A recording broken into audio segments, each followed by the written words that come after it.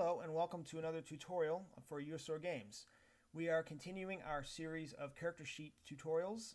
In the last one we went over social traits, and in this one we're going to cover the rest of the character sheet. Now there's a lot of the character sheet that's left over, and I'm going to gloss over a lot of these in this one, but don't worry, we're going to cover these in more detail in more character sheet videos, because a lot of these remaining ones are specific to whatever focus you choose up here, and I'm going to cover different character sheet tutorials with these different focuses in place. So just bear that in mind. We're going to get into those later in more detail.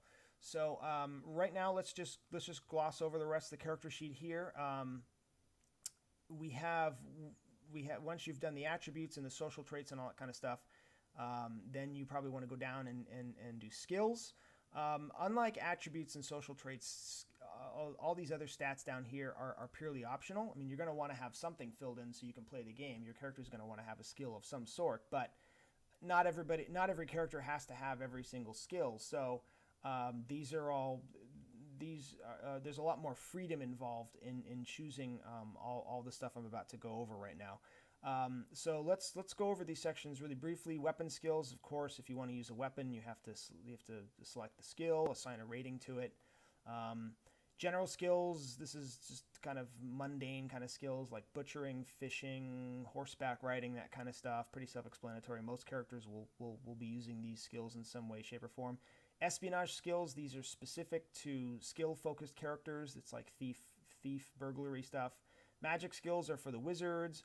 Armor skills, in our game, you actually, in order to wear a particular piece of armor, you have to have the skill for it first. So if you want to wear heavy armor, you have to have the heavy armor skill, and that costs character points. Same thing with certain magic items. Certain magic items require a skill so that you can use them, and you have to select that skill. And then weapon abilities, this is for combat-focused people. And we'll get into that later when we do the combat-focused character sheet, but this is stuff like parry, critical strike, whatnot. Espionage abilities, these are for the spies. We'll get in that later in another video. Faith abilities, these are for all your priest-type characters.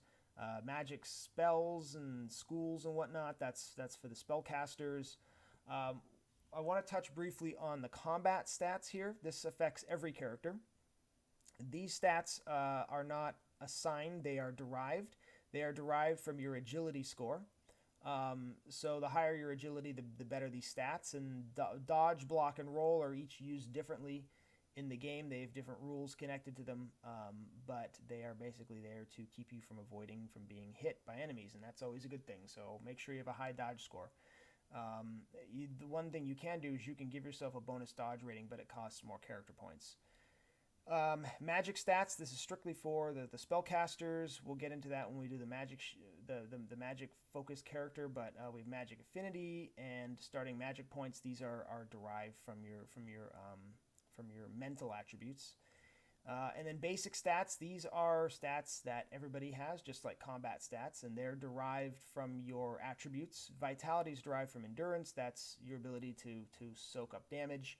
In this game, we don't really have hit points. We'll get into that later, but suffice it to say that the higher your vitality is, the less chance it is you're going to take damage. Action time multiplier is how long it takes you to perform an action, a physical action, and that's determined by your agility. The higher your agility, the faster you can perform actions. So a lower ATM is better. The lower the ATM, the faster you're going to be able to perform actions. Reaction time is derived from your perception and your agility. That's your ability to react quickly to combat.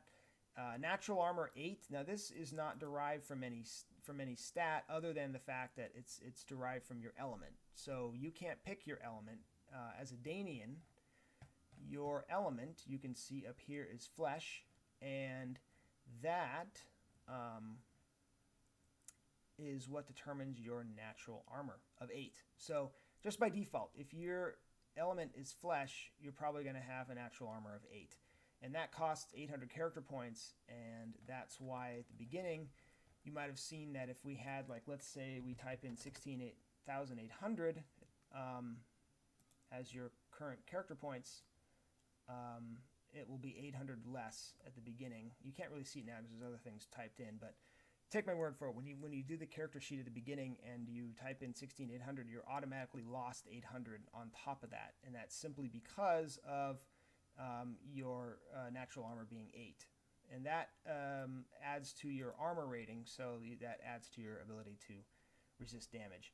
And when you go in to purchase equipment, we have a weapon section here, we have an armor section here. This is not character point spending, but this is actual purchasing of equipment for the game to be used in the game, and that's how you spend regals in purchasing these, and we'll go over some of these later. But weapons, equipment, and other stuff like torches and backpacks and whatnot.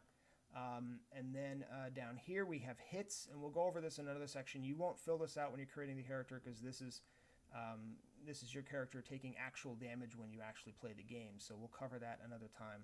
But anyway, that's basically it for the character sheet overview, and the next tutorial we will do will probably be on primary focus combat, and we'll go through each of the 4 different focuses and how to create an effective character with each of those 4 focuses.